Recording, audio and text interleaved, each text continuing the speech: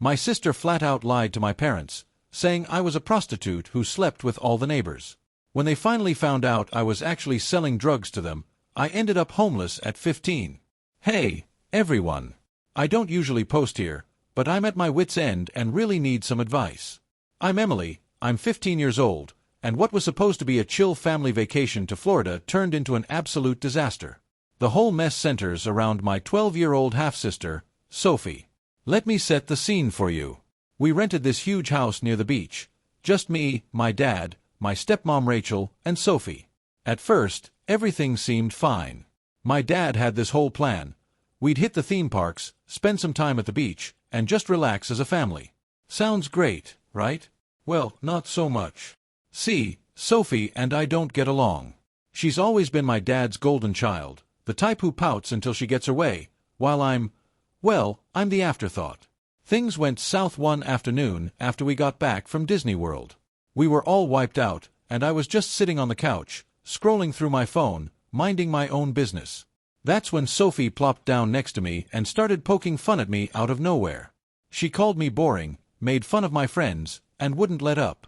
I tried to ignore her, but she just kept going until I snapped and told her to stay out of my business. What happened next? Total chaos. Sophie went full drama queen, ran off crying to her mom, and claimed I'd been bullying her. Rachel didn't even bother hearing my side of the story. She stormed into the living room, yelling at me about being mean to Sophie. I tried to explain, but it was obvious who she believed. The real nightmare began the next morning. Sophie was giving me the silent treatment, which, honestly, was a relief. But then I overheard her whispering to Rachel, claiming she thought I was hiding something. I brushed it off because Sophie is always stirring up drama. But at dinner, she dropped a bombshell that I never saw coming. Emily's been sneaking out, Sophie announced, all smug, staring right at me. I think she's doing drugs. I froze. What are you even talking about? I snapped, completely blindsided. Oh, come on, Emily, she said, her voice dripping with fake sweetness. I saw your texts. You were talking about meeting up with someone last week. Now, here's the kicker. Sophie didn't have access to my phone. She had to have made the whole thing up. But my dad and Rachel exchanged these worried glances, and I could see they were starting to believe her. Is this true, Emily? My dad asked, his voice tense. No, I said, feeling my face flush. I don't know what she's talking about. But it didn't matter. The damage was already done. When Sophie made that last dig at dinner, acting like she was just trying to help, I was ready to explode. Maybe you should check her phone, she said with this fake innocent tone, shrugging like she was doing everyone a favor. You don't know what she's been up to. That was it. I couldn't take another second. Furious, I slammed my fork down on the table and stormed off to my room, but the damage was already done. My dad followed me, demanding to see my phone. I handed it over, hoping he'd scroll through it, realize Sophie was full of it, and put an end to this insanity. But that didn't happen. Sophie had planted just enough doubt in his mind, and now my own dad was looking at me like I was some kind of criminal. The next few days were a nightmare. Sophie kept giving me the cold shoulder, which honestly, I would have preferred if it had just stopped there. But of course, she couldn't leave it alone. Somehow, she managed to rope in some neighbor kids we'd met at the beach. These were kids I barely even knew, and suddenly they were whispering about me every time I walked by. It started with the drug rumors, but by the end of the week, things had spiraled into full-blown lies. Apparently, I wasn't just a drug addict, I was also a prostitute. When I found out what they were saying, I was completely mortified. Who in their right mind would believe something so ridiculous? But Sophie, she was eating it up. Around the adults, she played the sweet, innocent kid who could do no wrong. Then, when no one was watching, she'd give me these smug little looks like she knew she'd won. I tried explaining to my dad what was really going on, but he just brushed it off. Sophie's just a kid, he said, waving me away like I was overreacting. She doesn't mean any harm. Didn't mean any harm? She was actively destroying my reputation. By the time we got home, my whole world felt upside down. My dad, Mark, had become distant, and my stepmom, Rachel, was colder than ever. Sophie acted like she'd won some kind of twisted competition, walking around the house like she owned the place. The worst part? My dad said he believed me, but I could tell he didn't. Not completely. Sophie had worked her manipulation perfectly, and now I was stuck living under the same roof as someone who was out to ruin me. But then things somehow got worse. If you thought Sophie's lies were bad on vacation, they escalated when we got home. My dad started making these passive-aggressive comments that cut deep. One morning, he looked at me over his coffee and said, "You're not going to ruin this family with your recklessness, Emily." What recklessness? I hadn't done anything. But no matter how much I denied it, the damage was done. Sophie's lies had worked, and now my own family didn't trust me. I don't know what to do anymore. How do you fight back when the people who are supposed to love you believe the worst about you? How do I fix this when Sophie keeps getting away with everything? Reckless. I hadn't done anything. I tried to defend myself, but my dad just shook his head like I was some out-of-control teenager who didn't know better. And if my dad was bad, Linda was worse. She started treating me like a criminal under constant surveillance. One day, I was sitting in my room working on homework when Linda barged in without even knocking. "What are you hiding?" she demanded, her eyes darting around my desk like I was running some secret drug operation. "Nothing," I said, throwing my hands up. "What is wrong with you?" She didn't answer. Instead, she snatched my phone off the desk and started scrolling through it like she was going to find some damning evidence. Of course, there was nothing there. But that didn't stop her from muttering under her breath, "I know you're up to something." It felt like I was living in a prison. I couldn't go anywhere without being interrogated. If I left the house, Linda would grill me the moment I walked back in. "Where were you? Who were you with? Did you take anything?" The constant suspicion was eating away at me, but the breaking point came a couple of weeks later. It was a Friday night, and I was supposed to babysit for our neighbors, the Hendersons. They'd hired me before and trusted me completely. I was so looking forward to getting out of the house, even just for a little while. But then Sophie decided it was the perfect time to pull one of her stunts. Right before I left, she walked into the living room, fake tears streaming down her face. "I don't think Emily should be babysitting," she sniffled. "What if she steals something, or hurts the kids?" Linda gasped like Sophie had just delivered some life-altering revelation. "That's a good point," she said, turning to my dad. "You can't be serious," I blurted out. "You're not going to let me babysit because of Sophie's lies?" My dad looked between me and Sophie, hesitation flickering across his face. Then he said, "Until you prove you can be responsible, you're staying home." That was it. I lost it. Prove I can be responsible? I'm not the one lying to everyone. What followed was a screaming match for the ages. My dad accused me of being ungrateful, disrespectful, and, this one really took the cake, a bad influence on Sophie. Linda stood there, nodding along like one of those dashboard bobbleheads, while Sophie smirked from behind her, loving every second. Finally, my dad said the words that left me frozen in place. "If you can't live by our rules, maybe you shouldn't live here at all." "What are you saying?" I asked, my voice shaking. "You heard me," he said coldly. "Pack your things and go." I stared at him in disbelief. "You're kicking me out?" "Over Sophie's lies." But he didn't back down. "You have 1 hour," he said. "Take what you need and leave." I felt like the floor had been ripped out from under me. Shaking with anger and disbelief, I ran to my room and tried to think of who to call. My first thought was my mom, but she didn't answer. She lives in another state, and we've never been super close, so I knew I couldn't count on her to swoop in and save me. I was completely on my own. As I packed, Linda stood in my doorway, watching me like a hawk. "Make sure you don't take anything that doesn't belong to you," she said, her voice icy.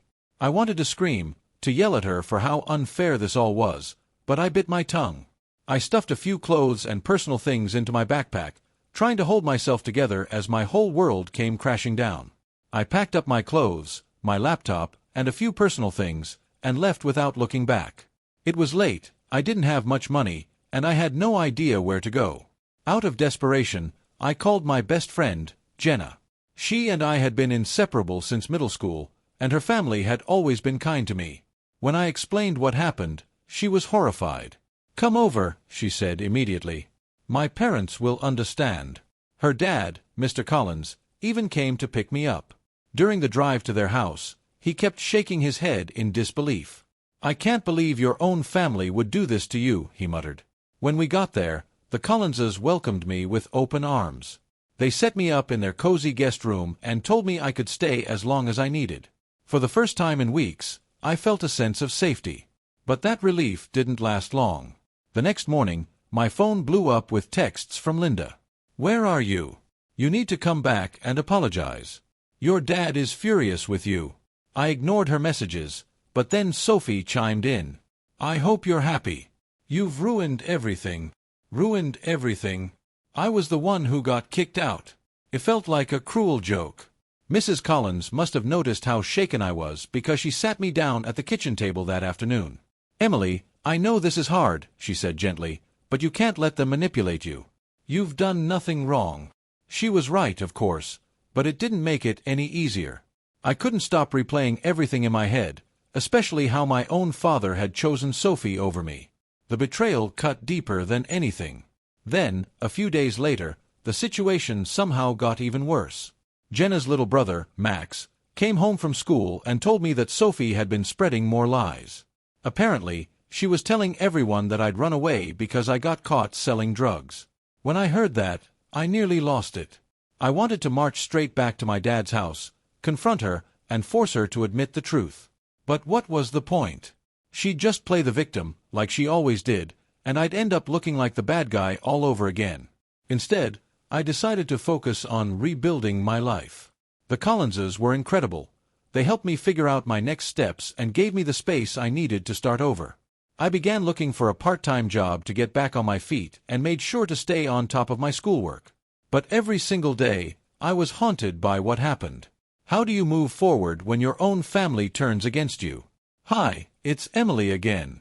I didn't think things could get worse after being kicked out of my home, but the past few months have been a whirlwind. Staying with Jenna's family gave me a safe haven for a while, but I knew I couldn't rely on them forever. As supportive as they were, I didn't want to overstay my welcome. The first challenge was finding a place to live. I didn't have much saved, just a few $100s from babysitting and odd jobs. I scoured online listings for anything I could afford and eventually found a tiny studio apartment on the edge of town. It wasn't much, just a cramped space with room for a bed and a small table, but it was mine. When I moved in, I felt this strange mix of freedom and dread. The walls were bare, and the whole place smelled faintly of mildew. It was nothing like the cozy house I'd grown up in. But for better or worse, it was a fresh start. At least in my tiny apartment, faintly smelling of mildew, I wasn't constantly being accused of things I hadn't done. That first night, lying awake on the cheap air mattress I'd bought, I couldn't stop second-guessing myself. Had I made the right choice? Could I actually handle this on my own? Money was tight, so I took a part-time job at a local diner called Ruby's. The work was grueling, long shifts on my feet, juggling orders, and dealing with grumpy customers, but it kept the lights on. My manager, Carla, was tough as nails but surprisingly kind. On my first day, she sized me up and said, "You're young, but you've got grit. You'll do fine here." At first, I kept my head down and focused on work. But my coworkers had other ideas. They quickly pulled me into their little work family. There was Maria, a single mom with a razor-sharp wit and a laugh that could light up the room. Jake, a college dropout with a knack for cracking jokes that kept us all entertained. And Tiffany, who treated every shift like a fashion show, strutting through the diner as if it were her personal runway. They made the long hours feel bearable, and for the first time in a while, I felt like I belonged somewhere. But even as I adjusted to my new life, Sophie's lies continued to follow me like a shadow. One night, I was wiping down tables when a group of teenagers came in. They were loud, laughing, and snapping selfies, just a typical group of kids. But the moment one of them spotted me, the energy shifted. "Hey, isn't that the girl Sophie was talking about?" one of them said, not even bothering to lower their voice. I froze. My face burned as every pair of eyes in the group turned toward me. "Yeah, that's her," another one chimed in with a smug grin. "Guess she's not selling drugs anymore, just serving burgers." My heart sank. I didn't even know these kids, but somehow, Sophie's rumors had reached them too. I wanted to crawl under the table and disappear, but instead, I plastered on a fake smile and kept working. Inside, though, I was seething. How was Sophie still managing to ruin my life from a distance? The turning point came a few weeks later. I was leaving Ruby's late one night, exhausted, when a guy approached me in the parking lot. He looked vaguely familiar, but I couldn't place him at first. "Emily, right?" he asked, shoving his hands into his jacket pockets. "Yeah," I said warily, stopping a few feet away. "I'm Ryan," he said, his voice low. "I used to date Sophie." And then it clicked. I'd seen him around before, back when Sophie was parading him around like he was her prize. I crossed my arms, already bracing for whatever nonsense he was about to drop on me. "What do you want?" "I just thought you should know the truth," he said, avoiding my gaze. I raised an eyebrow. "The truth about what?" Ryan sighed, shifting uncomfortably. "About everything Sophie said. The drugs, the other stuff. None of it was true. She made it all up." For a moment, I just stared at him, too stunned to speak. "Why?" I finally managed to ask. "She was jealous," he said, his voice barely above a whisper. "Jealous? Of what?" Ryan hesitated, then looked me in the eye. "You." "She couldn't stand that guys were paying more attention to you than to her. She told me herself. It was her way of getting back at you." His words hit me like a ton of bricks. All the pain, the humiliation, the isolation. I'd suffered through it all because Sophie couldn't handle her own insecurity. For a moment, I couldn't speak. It felt like everything I'd been carrying inside me for months was bubbling to the surface. All the humiliation and pain I'd endured over the past few months came flooding back. I stared at Ryan, struggling to process everything he'd just admitted. "Why are you telling me this now?" I finally asked, my voice tight. "Because I feel guilty," Ryan admitted, rubbing the back of his neck. "At first, I went along with her lies. I didn't realize how far she'd take it. But when I saw you tonight, I had to say something. I didn't know how to feel." Part of me wanted to thank him for finally coming clean, but another part of me wanted to scream at him for being complicit in the first place. And then there was a part of me that wanted to march straight to my dad's house and shove the truth in their faces. But as I stood there in that cold parking lot, I realized something. It wouldn't matter. Even if I told them what Ryan had said, they wouldn't believe me. Sophie would just cry, play the victim, and twist the story. My dad and Linda would keep siding with her, no matter what. So, instead, I nodded. "Thanks for telling me," I said quietly, before heading home. That night, I didn't cry. I'd already shed enough tears over all of this. Instead, I lay on my air mattress and made a decision. I wasn't going to waste any more energy trying to change people who didn't care to see the truth. From now on, my focus was on me. Living independently hasn't been easy. I've had to budget every single penny, juggling work at Ruby's with my community college classes. There have been nights when I've gone to bed hungry because I couldn't afford groceries, and mornings when I've questioned if I could really do this on my own. But for the first time in a long time, I feel in control of my own life. Maria, one of my coworkers, noticed I was struggling and suggested I talk to a therapist she knew. I was hesitant at first. Opening up about everything felt overwhelming, but it turned out to be one of the best decisions I've made. Talking to a professional has helped me unpack the trauma, process the betrayal, and start to rebuild my confidence. As for my family, I've decided to keep my distance. I don't see the point in trying to rebuild relationships with people who didn't stand by me when I needed them the most. Maybe one day things will change, but for now, I'm focusing on myself. My life isn't perfect, but it's mine, and for now, that's enough. Hi again. It feels surreal to write this, but after everything I've been through, I'm finally in a good place. I never thought I'd find peace, let alone happiness, but life has a way of surprising you when you least expect it. About a year after moving into my tiny apartment, things started to shift. I was still working at Ruby's Diner and attending community college. My days were packed with studying and waiting tables, but I didn't mind. I was determined to build a better future for myself. One Friday night, the diner was unusually busy. A group of college kids came in, laughing and full of energy, and I was assigned to their table. As I walked over with my notepad, one of the guys turned and smiled at me, a warm, genuine smile that caught me completely off guard.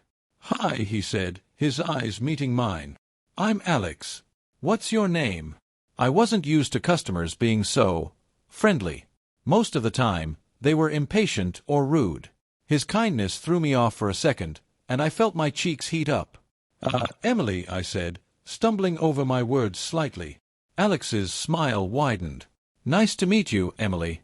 The group ordered a mountain of food, and throughout the night, Alex kept making little comments, asking about my favorite things on the menu, cracking jokes, and treating me with such genuine kindness that I couldn't help but smile back. It was the first time in ages that I felt seen for who I was, not the lies Sophie had spread or the baggage I carried. That night was the beginning of something I never expected, a new chapter filled with hope. Alex made a point to chat with me every time I returned to their table that night. He asked about my classes, my job, and even noticed the simple silver locket I was wearing, a gift from my mom years ago. His attention wasn't overbearing, it felt genuine, like he actually cared. When the group finally left, Alex slipped me a note along with his tip. It wasn't a cheesy pickup line or anything weird. It was his number, with a short message. You seem amazing. Let's grab coffee sometime. I hesitated at first. After everything I'd been through with Sophie and my family, I'd built some serious walls around myself. But there was something about Alex that felt different, sincere. A few days later, I decided to take a chance and text him. Our first coffee date turned into hours of conversation. Alex was studying engineering, and he had this quiet confidence that put me at ease. As we talked, he opened up about his own struggles. His parents had divorced when he was young, and he'd worked 2 jobs to put himself through college. He understood what it meant to fight for a better life, and for the first time in years, I felt like someone truly saw me. We started seeing each other regularly, and for the first time in a long while, I felt happy, genuinely happy. Alex didn't just listen. He supported me in ways I hadn't even realized I needed. When I told him about Sophie and my family, he didn't judge or offer empty solutions. He just held my hand and said, "You didn't deserve any of that." After a year of dating, Alex proposed. It wasn't a grand gesture or some elaborate scene. It was just the 2 of us sitting on a blanket by the lake where we'd had our first real date. He pulled out a simple ring and looked at me with so much love in his eyes. "Emily," he said, his voice soft but steady, "you've been through so much, but you've never let it break you. I want to build a life with you, one where you never have to feel alone again. Will you marry me?" Tears filled my eyes as I said yes, without hesitation. Planning the wedding was both exciting and stressful.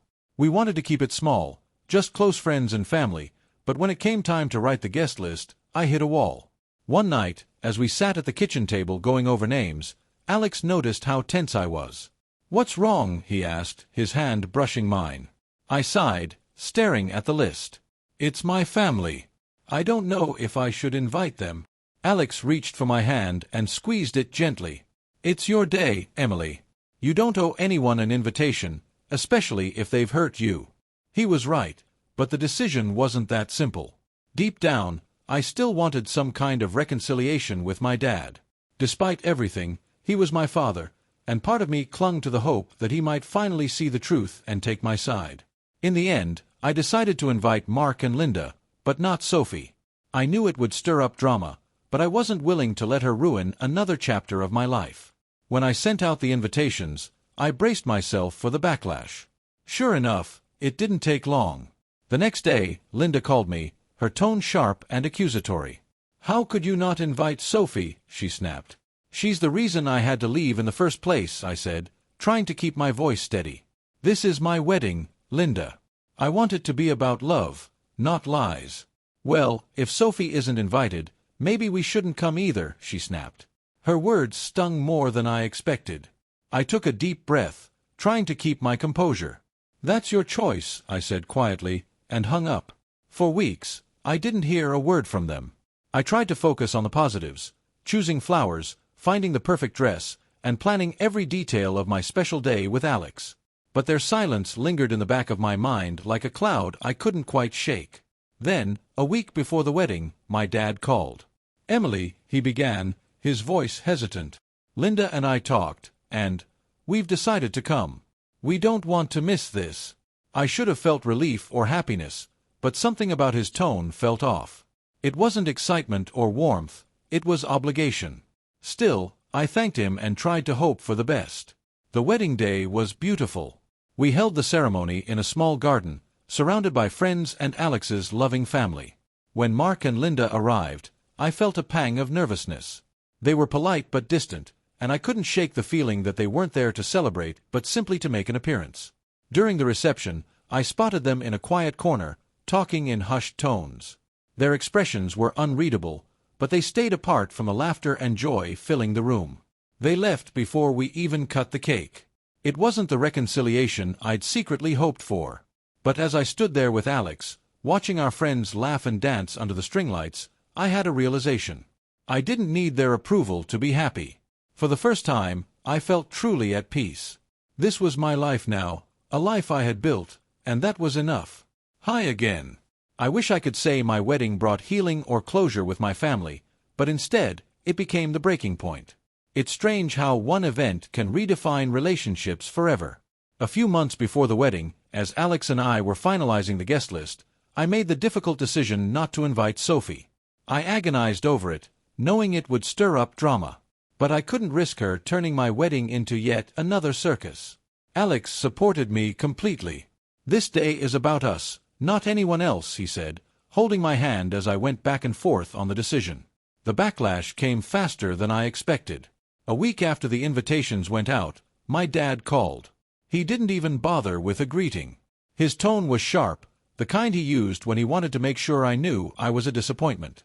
"Emily, we need to talk," he said. "Okay," I replied, already bracing myself. "I saw the guest list," he continued, his words clipped. "You didn't invite Sophie." "That's right," I said, keeping my voice calm. "I thought about it a lot, but after everything that's happened, I don't think it's the right decision." There was a long, heavy silence on the other end of the line. Then he said, "If Sophie's not invited, I won't be coming either." His words felt like a punch to the gut. "What?" I asked, my voice cracking. "You heard me," he said firmly. "Sophie is part of this family, and if she's not welcome, neither am I. And if you're going to exclude her, you're excluding all of us," my dad said, his words landing like a blow to my chest. I felt my breath hitch. "Dad, do you even realize why I made this decision?" My voice wavered, but I pressed on. "Sophie lied about me. She ruined my life. And you believed her over me." "I don't want to get into that again," he said curtly, brushing me off.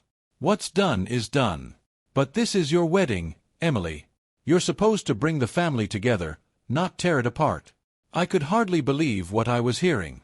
"You're really going to make this about Sophie on my wedding day?" I asked, my voice rising.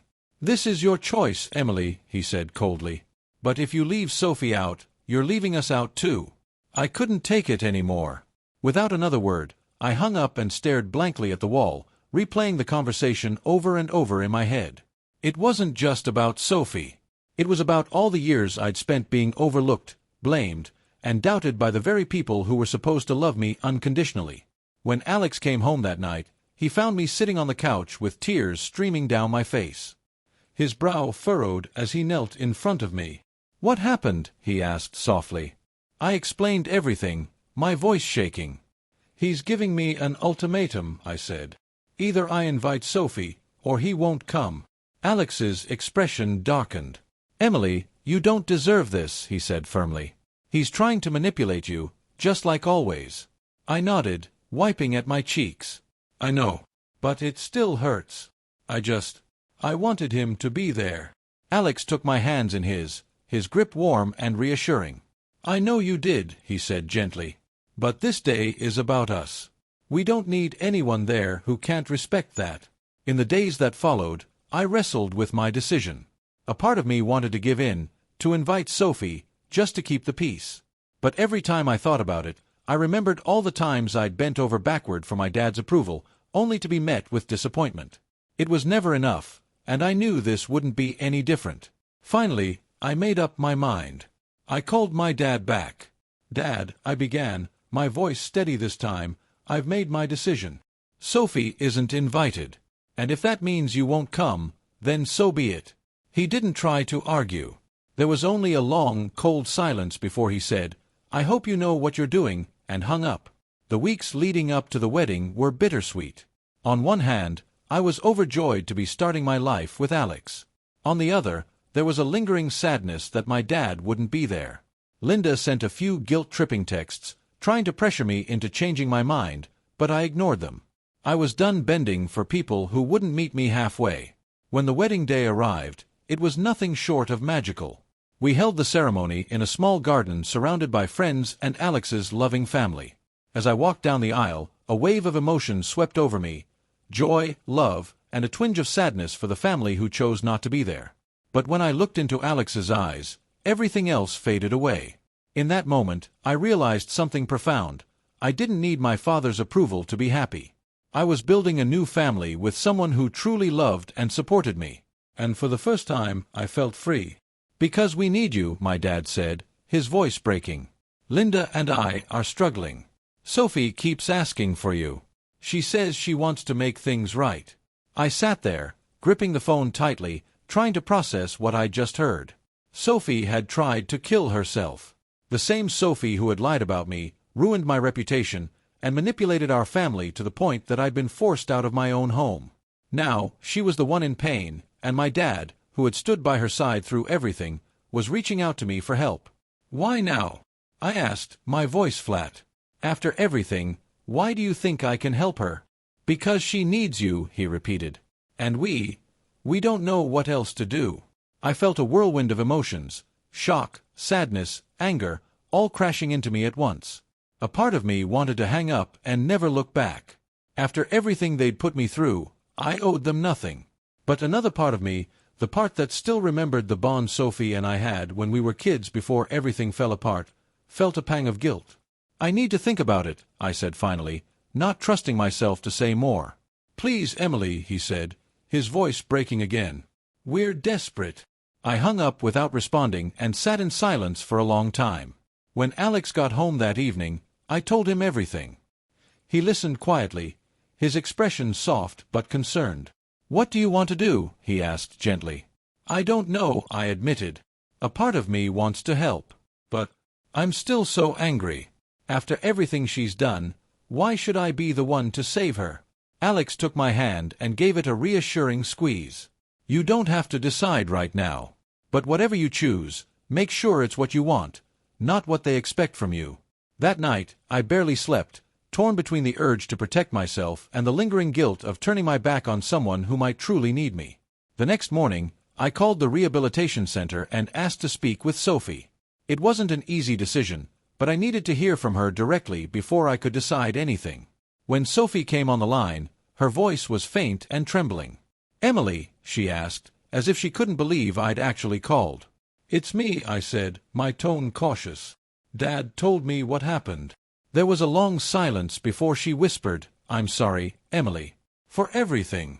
I know I don't deserve your forgiveness, but I didn't know who else to turn to." Her words hit me harder than I expected. For the first time, I heard something in her voice I hadn't heard before: sincerity. Whether it was the truth or just another performance, I wasn't sure. But it made me realize that this decision wasn't just about Sophie. It was about me and the kind of person I wanted to be. I took a deep breath. "I'll come visit," I said finally. "But this doesn't mean everything's okay. We have a lot to talk about." "Thank you," she whispered, her voice breaking. As I hung up the phone, I felt a strange mix of emotions: relief, fear, and maybe even a small glimmer of hope. I didn't know what would come next, but I was finally ready to face it, on my terms. That peace by going back to a toxic situation. I hope she gets the help she needs, but I can't be the one to give it to her. Please respect my decision. After sending the message, I felt a mix of relief and guilt. Setting boundaries with my family had been one of the hardest things I'd ever done, and this felt like another painful but necessary step. I reread the message a dozen times before finally putting my phone down and stepping away. When Alex came home that night, I told him about my decision. He wrapped me in a hug, his steady presence grounding me. "I'm proud of you," he said softly. "That couldn't have been easy." "It wasn't," I admitted, leaning into him. "But I feel like it was the right choice. I've worked too hard to let them drag me back." In the following days, I didn't hear back from my dad or Linda. Part of me expected more guilt-laden messages or calls, but the silence felt like confirmation that I'd made the right decision. They only reached out when they needed something, and I wasn't willing to play that role anymore. Jenna was right. It wasn't my job to fix them. I'd spent years bending over backward for people who hadn't shown me the same care or respect, and I wasn't going to sacrifice my hard-earned peace for their convenience.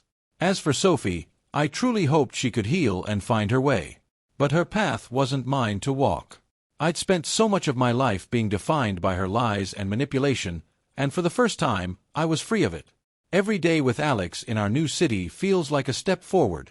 We're building a life that's filled with love, trust, and hope for the future. I still carry the scars from my past, but they don't define me anymore. They're just a reminder of how far I've come. Sometimes healing means letting go, even when it's family. And I've finally made peace with that.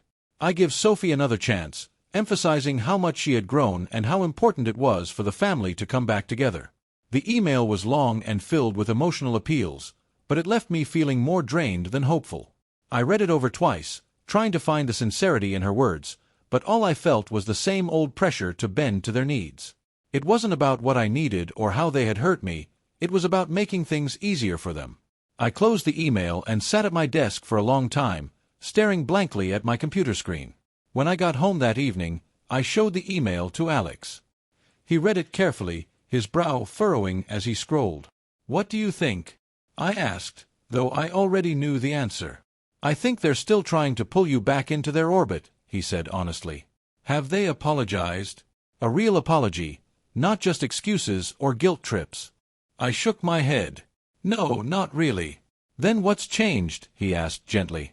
"You've worked so hard to build this life, Emily. Do you really want to risk reopening those old wounds?" He was right, of course. Deep down, I knew he was. But it still hurt to feel like my family would never understand what they had put me through. I took a deep breath and opened my laptop, typing out a reply. "Linda, I'm glad to hear that Sophie is making progress, and I hope she continues to heal. However, I've made my decision. I've spent years being hurt by this family and waiting for change that never came. I can't go back to the way things were, and I won't sacrifice my peace for relationships that were built on lies and blame. I wish you all the best, but I need to keep my distance. Please respect my decision. Emily." After I hit send, I felt a strange mix of emotions, sadness, relief, and a sense of finality. I didn't expect a response, and I didn't get one. That was the last time I heard from Linda, Mark, or Sophie. It's been almost a year since I sent that email, and my life has changed in so many ways. Alex and I have built something beautiful together in our cozy little home. We've painted the walls in warm, bright colors, filled the shelves with books and trinkets that make us smile, and started talking seriously about starting a family of our own. The guilt I once carried has faded, replaced by a sense of clarity. Walking away from my family wasn't easy. It was one of the hardest decisions I've ever made, but it was necessary.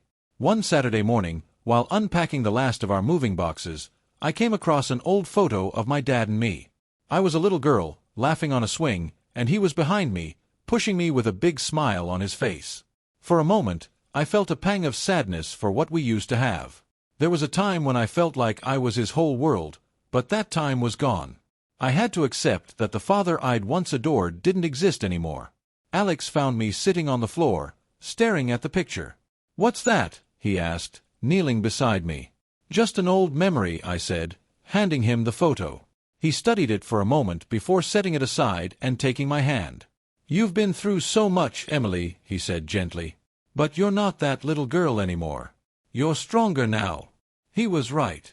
I wasn't that little girl anymore, and I didn't need my family's approval to feel whole. I'd found strength, love, and peace on my own terms, and that was enough.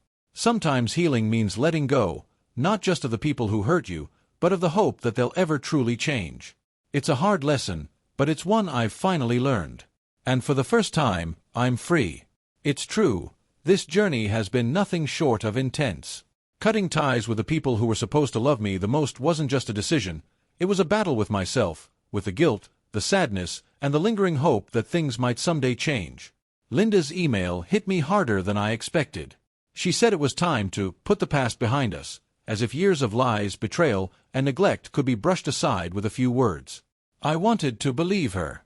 I wanted to believe Sophie had changed. But deep down, I couldn't forget the years I spent as her scapegoat.